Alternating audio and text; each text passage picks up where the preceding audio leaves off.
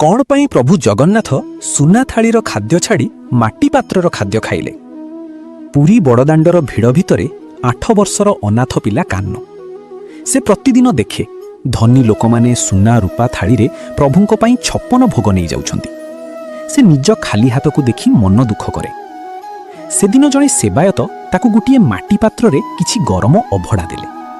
कान्हू अधा खाइबा परे तार मने पड़िला, अरे मो कालिया भी तो मो भलिया छोट पिला, ताकू भी भूख लागुथिबो, हेले से मंदिर भितरु बाहर को आसीबो किमती। से रातिरे मंदिर कांथर एक कोणरे निजर सेही अधाखिया माटी पात्रटिकु रखिदेला। पाखरे थिबा पत्थर मूर्ति को चाही कहिला, प्रभु मु तो गरीब, मो पाखरे सुना थाली नाही, एही अबढ़ा टिके चाखी देखो, बहुत स्वादिया। सेही अइंठा थाली को भरोसा करी से सेठी सोई पड़िला। सकाळु जेतेबेले मंदिर द्वार खोलिला समस्ते आश्चर्य।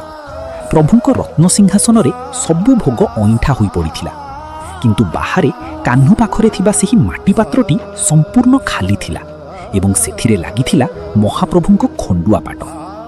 कान्हूर निष्पाप भक्ति पाखरे महाप्रभु हारी जाइथिले।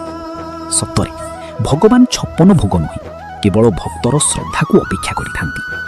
कमेंट रे जय जगन्नाथ लिखंतु।